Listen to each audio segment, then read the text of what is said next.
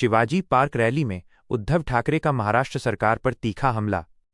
Shiv Sena UBT प्रमुख उद्धव ठाकरे ने मुंबई के शिवाजी पार्क में अपनी पारंपरिक दशहरा रैली के दौरान केंद्र और महाराष्ट्र की वर्तमान सरकार पर जमकर हमला बोला। उन्होंने कई मुद्दों पर सरकार को घेरा, जिसमें किसानों की कर्जमाफी और मराठी संस्कृति की सुरक्षा मुख्य रहे। मुख्य बातें। असली शिवसेना हमारे पास। उद्धव ठाकरे ने दावा किया कि असली शिवसेना आज भी उनके पास है। बीजेपी पर अमीबा जैसा अटैक।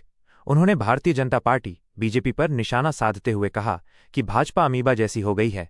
शरीर में प्रवेश करने पर पेट में दर्द होता है और समाज में प्रवेश करने पर शांति भंग होती है।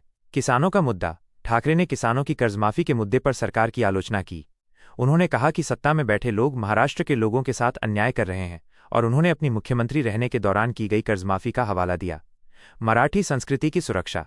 उन्होंने मराठी भाषा और संस्कृति की सुरक्षा पर जोर दिया और चेतावनी दी कि मुंबई को किसी बाहरी तत्व के हवाले नहीं होने दिया जाएगा। अमित शाह और एकनाथ शिंदे पर हमला।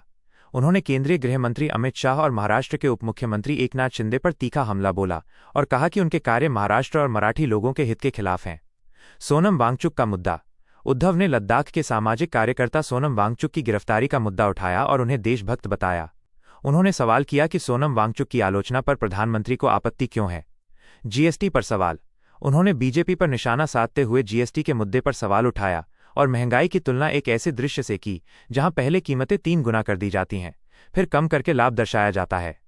कुल मिलाकर दशहरा रैली में उद्धव ठाकरे आक्रामक मुद्रा में दिखे और उन्होंने सरकार की नीतियों, विशेष रूप से किसानों और मराठी हितों से संबंधित मुद्दों पर कड़ा विरोध दर्ज कराया।